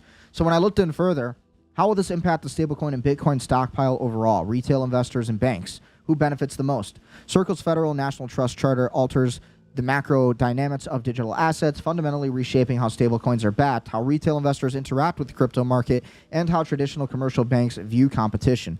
The primary beneficiary of the milestone is Circle itself, of course, along with institutional players, while retail investors benefit indirectly and traditional banks face a long-term erosion of their corporate fee revenue. Again, this is why Jamie Dimon's saying he's going to fight everything, why he was cussing on air when he was on the news. Macro impact, stablecoins and Bitcoin stockpile. Stablecoin reserve overhaul. Previously, Circle relied on third-party commercial banks to hold cash and short-term U.S. Treasury backing to its $73.2 billion USDC stockpile. Moving forward, Circle National Trust can custody and manage these reserves directly. This eliminates counterparty banking risks, ensuring the stablecoin stockpile is insulated from traditional financial reserve banking failures. A magnet for sovereign and corporate treasury stockpiles. Because Circle now operates under direct office of Comptroller of the Currency, OCC, banking oversight, its infrastructure provides the legal compliance required by large corporate treasuries and government entities. This trust framework acts ultimately as an off-ramp for institutional money pouring into major digital assets like Bitcoin. So Bitcoin, again, benefits from all of this. Stakeholder impact, who is affected? Retail investors. Greater safety, no direct yield. Under the Genius Act, Circle is legally prohibited from passing interest or yield generated by its reserves directly to retail token holders. Minimized depegging risk. Retail investors do not gain new consumer-facing account with Circle. Instead, they benefit from systemic safety. USDC is significantly less likely to experience a structural run or depegging event because its backing reserves are housed under direct federal banking protection. Traditional banks, the loss of lucrative deposits. Traditional commercial banks are the clear losers in this shift. For years, institutional like BNY Mellon and Citigroup earned massive fees and held billions in deposits by serving as Circle's intermediary custodians. Circle bypassing these middlemen means billions in sticky, high-yield cash reserves will permanently exit the traditional commercial banking stack. The definitional split. Commercial banks maintain their monopoly on consumer lending and deposits. However, Circle's charter creates a specialized full reserve digital currency bank that is highly reserved for fast global blockchain settlement, a domain traditional banks have struggled to capture. So again, institutional players. So again, Circle benefits 100% of interest income on its $73 billion reserve pool. Institutional players, hedge funds, asset managers, and corporate treasuries finally get federally chartered, compliant counterparty to handle digital assets. And retail investors gain a more stable, secure, and government-vetted digital dollar ecosystem despite not having direct yields. So again, when we look at a lot of this, going to be pretty big for the entire industry of crypto when we look at a lot of what's going on. So again, with the AI news today, we have basically a lot of big news with AI. Governor Kathy Hochul signed a first-of-its-kind executive order imposing a one-year ban on constructing new hyperscale data centers using 50 megawatts or more of power. The state will use this pause to study impact on environmental goals and power grid.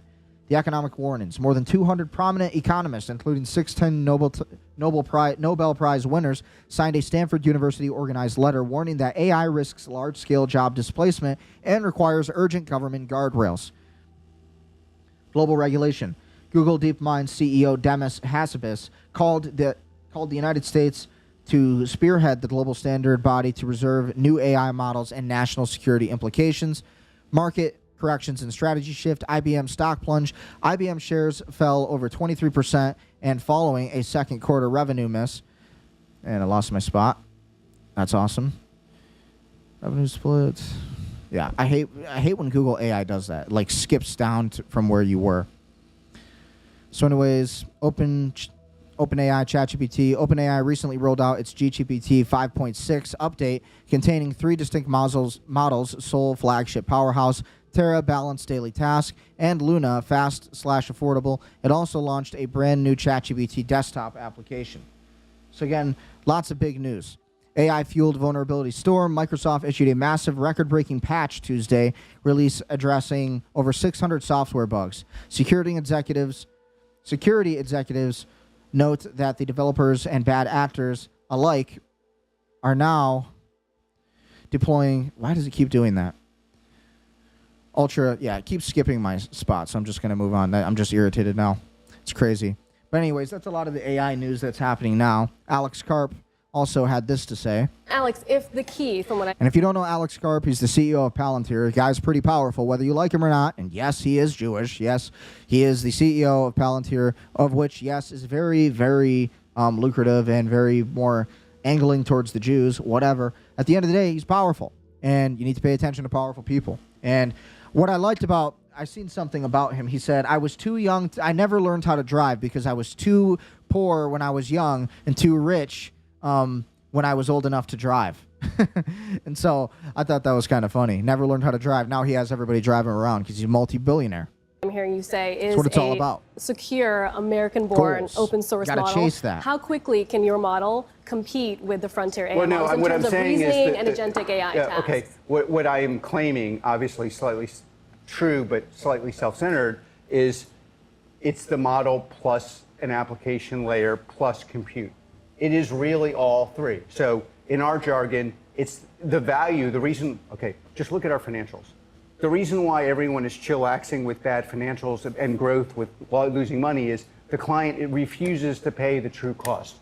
The two places that actually make money, like profit, free cash flow, are our application layer called ontology and compute.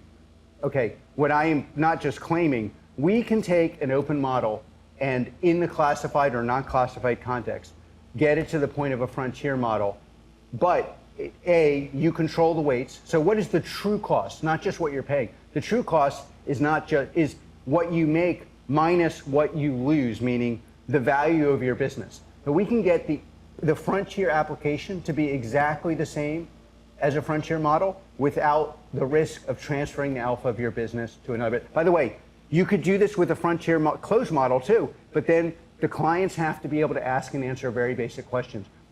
Are you keeping the data? Are you going to enter our business? What do you in the classified context? When the Department of War goes to you and says, "I need this application," do they get to control the weights to do it, or do you get to control the weights? Are we really going to outsource the battlefield of this country to the consensus view in Silicon Valley?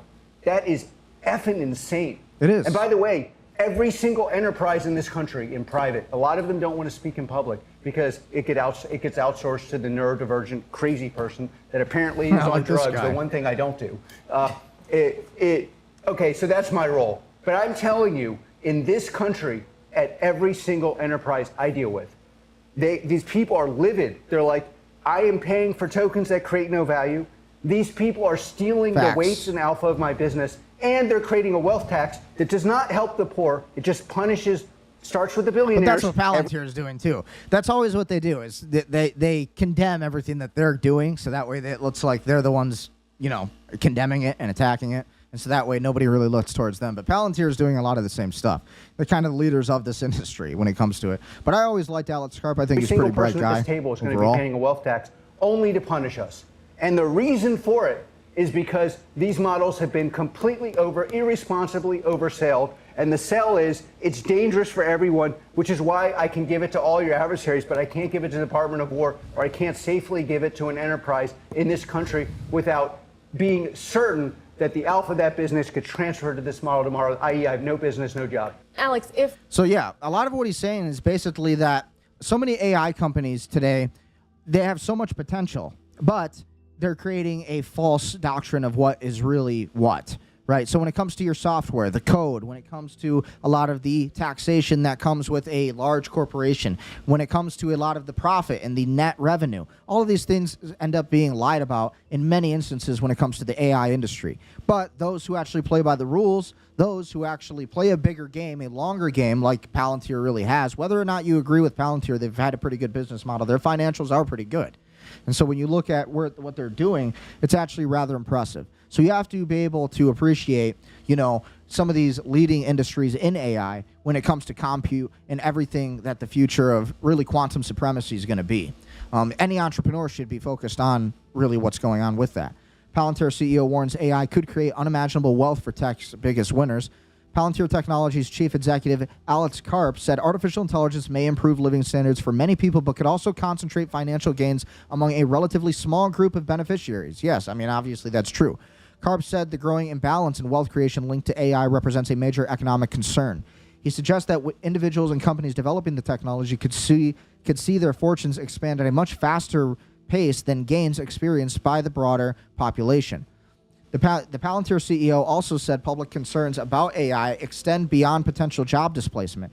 Karp noted that the warnings from some leaders in the AI industry about workforce disruption may have contributed to uncertainty surrounding the technology's long-term impact on workers. Karp's remarks come as a debate over artificial intelligence continues to intensify among policymakers, business, and consumers. While he said AI could deliver meaningful benefits across the country, he questioned narratives suggesting that the technology will generate equal gains for everyone. Palantir shares have benefited from investor enthusiasm surrounding AI-driven software and data analytics as the company continues to expand its presence in commercial and government markets. So it's all about data It's all about analytics. Okay, when it comes to artificial intelligence, it's not building an AI software. It's building an AI software that collects AI data, right? It's the infrastructure of the AI. And it's building an AI that creates an AI infrastructure almost, that allows AI agents to speak with each other almost. And you have to think ahead of the future, right? It's all about data. Everything in the future is what? Data. Data centers everywhere you look, right? What are they collecting in your new Tesla? Data. What's the biggest problem with a laptop like mine or yours? Data. You want data. You want more data. You need more storage. Everybody needs more information, more capacity, more memory, more RAM. All of these things are going to be the future. And then merging this with artificial intelligence and compute, and again, quantum supremacy is going to be the next big thing. Again, AGI, all of these things are going to be huge. Larry Ellison had said the same thing, that we need to be in the race for the AGI, right? Again, you have companies like NVIDIA, who what they're creating, like their XD1, I think it's called, and this is basically a supercomputer that allows you to basically have unlimited amounts of data, fast speed, 5G, 6G, all this kind of insane stuff. And again, the artificial intelligence is just through the roof, off the charts, and there's pretty much limitless kind of things that you can build and do with it. Okay, so you build a computer with your supercomputer, and that's kind of the idea of it. Do anything on it. So again, this was also big news in the AI race. OpenAI versus AI war just started, and it's absolutely crazy. So again, this is basically all about Sam Altman getting sued by Apple for basically stealing financial information from businesses and companies. And what I noticed about ChatGPT, and I have the pro version, is that it's now asking you, hey, do your taxes, and hey, allow us to handle your banking. It's crazy. So this stuff is now basically legal because these companies are making so much money that they can basically force this through and brood it through any kind of policymaker in D.C. So there's this text message. An engineer named Chang Lu, who used to work on the iPhone at Apple, texts his former colleague Alyssa Peng, LOL, I found out I can access the network storage. So funny. Here's the problem. Lu didn't work at Apple anymore. He was already at OpenAI. And according to Apple, he'd found a software bug, an authentication flaw, that still gave him access to Apple's internal file servers after he'd left. And instead of, reporting it, he allegedly used it to download presentations, hardware designs, manufacturing details, testing procedures. Peng's reply, by the way, was, I'm ready. And she apparently helped pull even more material through her own laptop. A few months later, in April, she also joined OpenAI. That one exchange is basically the beating heart of what might be the biggest tech lawsuit of the decade. On Friday, July 10th, Apple sued OpenAI in federal court in the Northern District of California, accusing them of systematically stealing trade secrets. And if you want to access the production secrets behind some of the most Grammy-winning tracks of the last decade, this isn't some narrow technical filing. The complaint runs about 41 pages, and the language is genuinely brutal. Apple says the theft happened at every level of OpenAI, from regular technical staff up to the chief hardware officer, and that OpenAI's entire hardware business is, direct quote, rotten to its core. Which, given who's suing, you have to assume the Apple wordplay was at least a little intentional. Now, who exactly is getting sued here? It's not just OpenAI. Apple also named I.O. Products, the hardware design startup co-founded by Jony Ive. Yes, that Jony Ive, the guy behind the iPhone's design, who left Apple back in 2019. OpenAI bought I.O. in May 2025 for roughly $6.4 billion. Some reports say $6.5 billion. Interestingly, Ive himself is not named in the lawsuit, but two individuals are. The first is Chang Lu, the guy from the text messages, who joined OpenAI in January. The second, and honestly the more explosive one, is Tang Tan, a former Apple vice president who spent about 25 years at the company and is now OpenAI's chief hardware officer. Let's start with Lu, because the allegations against him are the most concrete. Apple says he quit with three things: a company MacBook he never returned, that friendly pipeline to Alyssa Peng who kept feeding him internal info, and knowledge of that bug that kept the door to Apple servers open. Using that access, he allegedly downloaded dozens of confidential hardware files, voluminous, detailed stuff about unreleased products, engineering presentations, technical specifications, proprietary project data. And it gets worse. Apple claims he coached Peng on how to copy confidential files and, quote, avoid trouble with the security team before she jumped ship. That's crazy. And even told her to talk over Line Messenger, specifically to dodge detection. Apple's position is blunt. He accessed, copied, and directed the disclosure of confidential information after his employment ended, in direct violation of his post-termination obligations. Hard to spin that one if the receipts hold up. Then there's Tang Tan, and his story is where this thing gets a proper narrative arc. Tan was a legend inside Apple. He made his name on early Mac laptops and iPods, ran product design for the original iPhone, led the entire iPhone design team by 2011, and later headed up Apple Watch design. Colleagues described him as famous for taking risks and flying very close to the sun, moving fast, playing fast and loose, breaking things. In late 2023, he told his bosses he was leaving, and Apple did something rare. They let him stay through February 2024 to manage the transition. What they apparently didn't know was that behind the scenes, Tan was already working with Jony Ive and Sam Altman on this new AI hardware venture. He co-founded I.O. alongside Ive, Evans Hankey, Ive's successor as Apple's industrial design chief, and Scott Cannon, a former manufacturing manager who'd left Apple back in 2010. According to the lawsuit, Tan has been methodically using Apple's confidential information for OpenAI's benefit ever since. He allegedly emailed himself information about Apple suppliers before he left. He allegedly used confidential Apple code names during OpenAI's recruiting process. And this is the part that sounds almost made up. Apple says Tan turned job interviews into intelligence gathering sessions. In one case, an employee got briefed on a project just hours before an interview with Tan, and Tan then asked about that exact project. Apple says that became an established pattern. And then we get to the show and tell interviews. OpenAI allegedly encouraged candidates still employed at Apple to study confidential materials before interviewing and to physically bring hardware into OpenAI's offices, batteries, logic boards, CAD and design artifacts, actual prototypes. At least one applicant was apparently uneasy, saying he was surprised people had brought unreleased hardware to interviews and didn't know they could take those out of the office. In many cases, they couldn't. And once people signed on with OpenAI, Apple says they were told to email themselves useful info before resigning and to notify OpenAI if Apple personnel asked them to sign anything on the way out. There's even, allegedly, a checklist Tan personally put together, handed to new hires to help them slip past Apple security teams during offboarding and hang around a couple extra weeks with internal access. The scale matters too. More than 400 former Apple employees now work at OpenAI. This wasn't a trickle, it was a raid. Senior hardware and design leaders, whole chunks of engineering teams, lured by salaries and stock packages that made Apple's comp look a bit stale. And it's still happening. As recently as June, OpenAI poached Paul Mead, Apple's smart glass. So basically, this seems like Tim Cook sued OpenAI because so many people were leaving Apple to go work for OpenAI. But at the end of the day, that's crazy. OpenAI is basically stealing people's data, and they were telling people who were working for OpenAI, hey, study this confidential information, which basically is stolen data from people, business information, specifically for their own purposes and to grow their own business, obviously, and things like that. Almost like insider trading. Chief, and unlike Tan, Mead was shown the door immediately. No transition period, per people familiar with the matter. Apple had clearly learned its lesson. But maybe the most underrated allegation in the whole complaint has nothing to do with employees at all. Apple claims OpenAI went after its supply chain directly. Specifically, they say OpenAI got a shared manufacturing partner, one that works with Apple on industrial design and metal finishing techniques, to perform Apple's proprietary, trade secret metal finishing process for OpenAI's benefit, and misled that partner into believing Apple had consented. Zhang Gan, an AI governance and legal expert at Savills Singapore, flagged this as the scariest part of the case. No employee needed to carry anything out the door. The leak ran through a supplier. Supply chains move trade secrets just as easily as departing staff do, and almost nobody's confidentiality frameworks treat them with the same rigor. Dan also made a sharp point about how Apple structured the case. California courts have largely rejected the inevitable disclosure doctrine, and the state won't enforce non-competes. So Apple literally cannot do anything about those 400 employees just existing at OpenAI. Talent moves freely there by design. So every single allegation rests on conduct. Retained devices, unauthorized access, misused documents, coached evasion. Trade secrets law is the only legal perimeter left, and Apple pleaded squarely inside it. Now, the awkward backstory. These two were partners. In 2024, they struck a deal to integrate ChatGPT into Apple Intelligence and the future Siri. That relationship deteriorated. OpenAI at one point accused Apple of sabotaging ChatGPT on iPhones by limiting its functionality, and by this January, Apple had ditched OpenAI entirely and turned to Google. Meanwhile, Sam Altman has never hidden his ambition, a new class of AI gadgets replacing the smartphone as the primary consumer device. The twist is that, per people with knowledge of the situation, when OpenAI bought .io, the company had little beyond concepts and early prototypes, and was still scrambling to land on a product strategy. They've explored earbuds, smart glasses, AI-enhanced speakers, and ultimately an AI-powered smartphone replacement, though the first product, expected next year, might be something simpler. Apple, for its part, is cooking up home devices, camera-equipped AirPods, glasses, and wearables. So both companies are gunning for the exact same next-generation device market. Apple says it didn't just lawyer up out of nowhere, either. Back in February, it reached out to OpenAI, raised its concerns, and asked what OpenAI was doing to investigate. OpenAI, per the complaint, never responded. So now Apple wants injunctions, monetary damages, declaratory judgments, and the return or destruction of any stolen materials. OpenAI's entire public defense so far is one statement from spokesperson Drew Pusateri. They have no interest in other companies' trade secrets and remain focused on building technology that empowers people. Podcaster Stephen Robles roasted that line pretty effectively, pointing out that claiming no interest in Apple's secrets while literally hiring Jony Ive to build you a device rings pretty hollow. And of course, because this is tech, Elon Musk had to get involved. Musk co-founded OpenAI in 2015, fell out with Altman over control, money, and direction, did XAI in 2023, now part of SpaceX, and sued OpenAI over its shift from non-profit to for-profit, reportedly seeking $150 billion. A federal jury ruled against him in May. He's appealing. Also, in June, a judge tossed an XAI suit claiming OpenAI recruited a former engineer to spill Grok's secrets. Are you trying to feed your dog better? Don't you love the PayPal mafia? Like the PayPal mafia, Elon Musk. Anyway, the moment... Don't you just love the PayPal mafia? You have Elon Musk, you have Sam Altman, you have all the AI guys who are basically suing each other. Elon Musk hires Sam Altman as basically to run OpenAI. OpenAI was supposed to be basically a non-profit, basically run for educational and obviously for organic AI growth. Sam Altman then turns the company into a company for profit.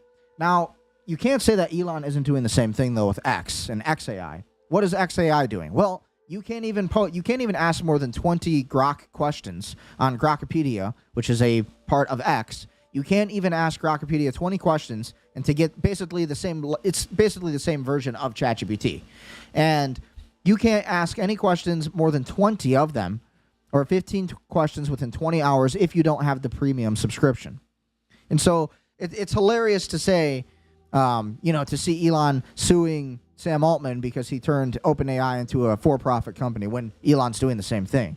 And, Elon's the richest. He's the first trillionaire on Earth. Obviously, he has a play in this. His idea is to, again, eventually take full control over OpenAI because he's going to position everybody in this the perfect spot to basically corporately attack and destroy and annex the entire company, OpenAI, for himself. I believe. That's my theory, because he's a genius, and that's what I would do, because it's what it looks like is happening. So it's really interesting to see where all this information is going when it comes to AI, the AI race, and how these, this entire war of AI is going on right now. Apple's suit dropped. Musk spent the weekend calling Altman Scam Altman and posted that after stealing an open source charity, Altman had stolen all of Apple's phone technology. Altman fired back that plenty of benchmarks show their 5.6 Sol is now the best model in the world, and the most reliable indicator is that Elon is obsessed with me again. Then he called Musk the actual fraud for selling short-term space data centers to public market investors.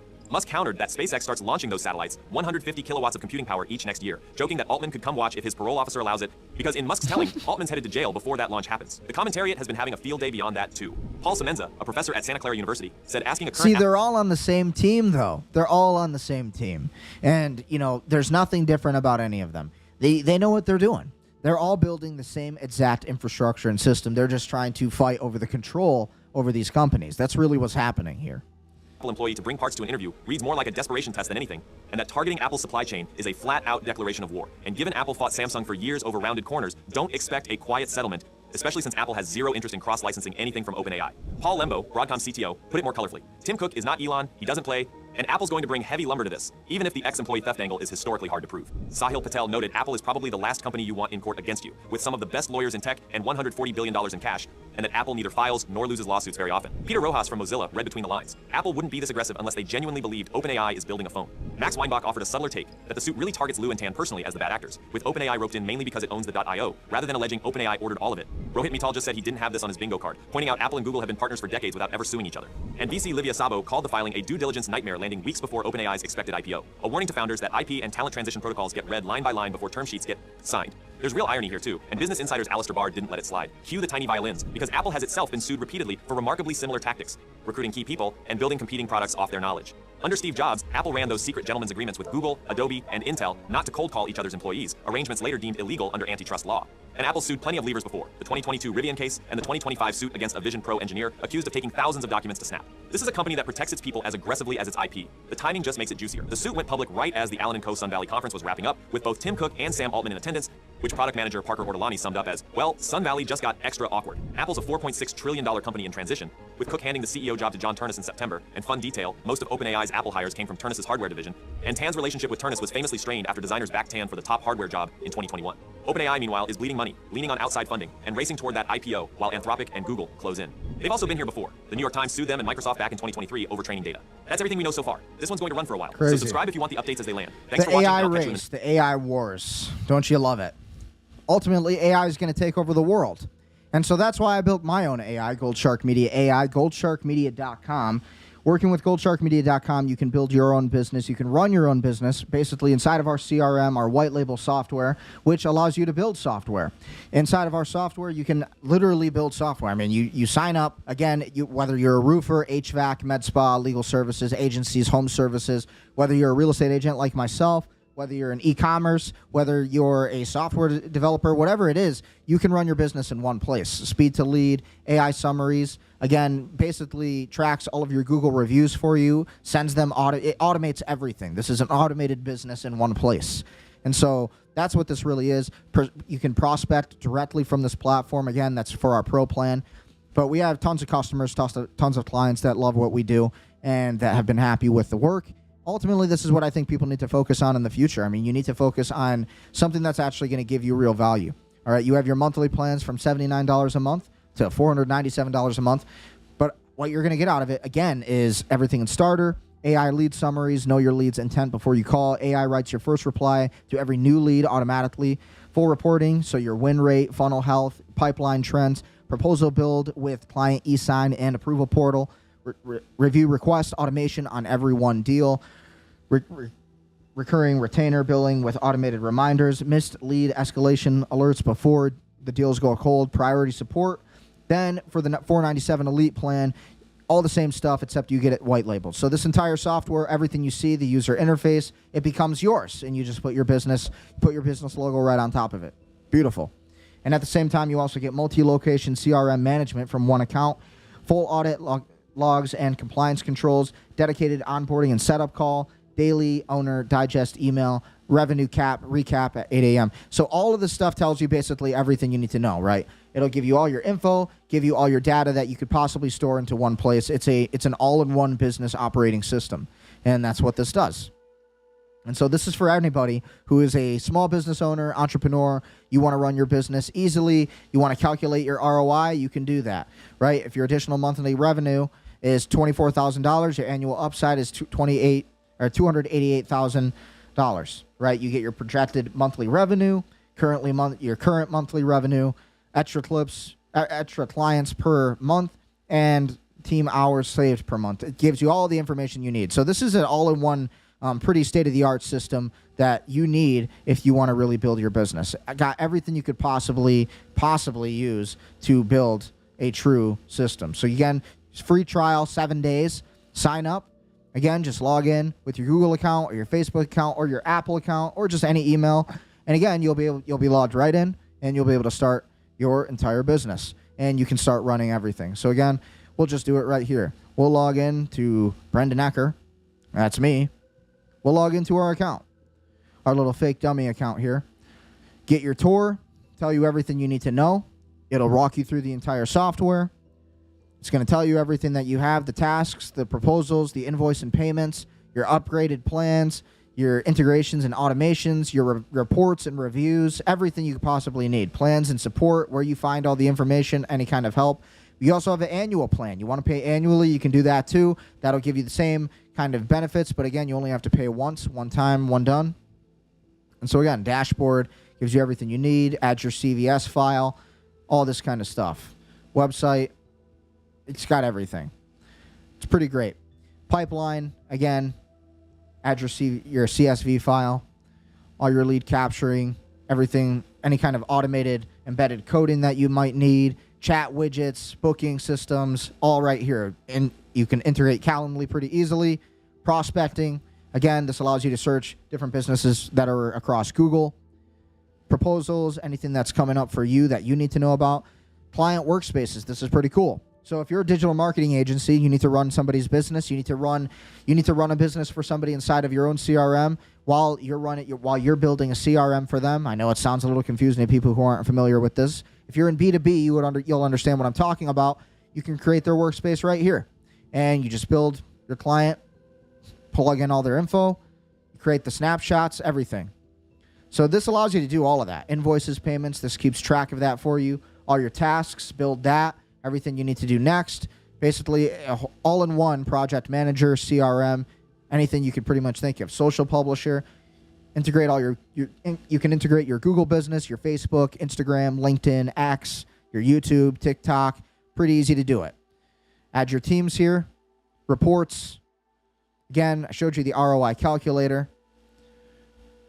And again, you have your scheduling. So again, you need to schedule posts. You need to schedule something. You need to build a CRM for yourself or somebody else. You need to build a pipeline, keep things organized, build some tags, and make sure you're organizing everything like that. Perfect. It's got it.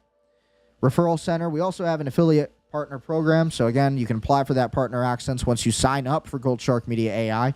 And then again, the coolest thing in my opinion, agency name and logo on all client-facing pages. Everything you see right here. Imagine your own logo right here in the top left-hand corner of it. It's pretty awesome. Again, white labeled. Again, you have everything that you're looking at. It'll be your business. All of this will be yours, and you can just run it the same way. This is how you make money in 2026. This is how you become wealthy. Again, this is your help center. Anything you kind of need, any questions you might have, this answers it. Again, your help center, anything you need. So it's pretty great. So this pretty much helps everything. And then your settings. Again, product tour, team access, everything's right here. So Gold Shark Media AI, definitely use it. And then again, with real estate, experts say real estate market is leveling out. Definitely true. If you want to grow with me in real estate, if you're looking to invest in real estate, listen, real estate is always going to be relevant. Why is Israel fighting a war right now? Because they want land, right? They say Israel is and always has been our land, our land. What do the Muslims say when they come over to America and take over America? They say, America is our country. We're going to take over your land. Well, you know what? As long as I'm here, this land can be your land. And ultimately, this is what it's all about. So again, testimonials.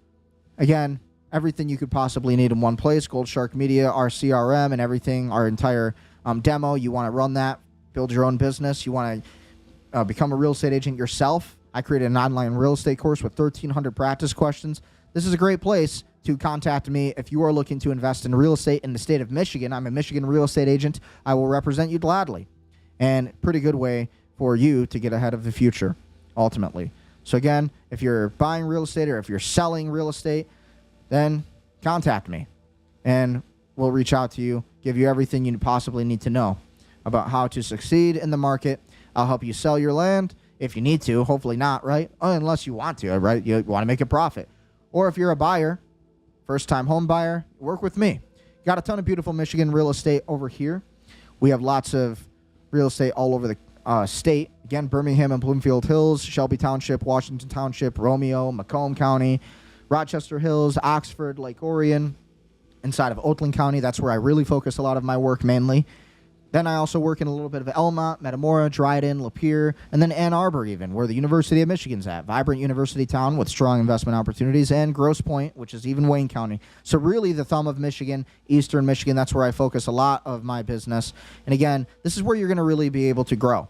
You want to grow your real estate game, then work with me. I will help you, and I will get you hooked up. I will help you buy, I will help you sell, I will help you invest, and I will help you land your American dream. Whatever you need to do, let's do it. Let's talk. Let's figure out your financial situation. Let's figure out where you're at.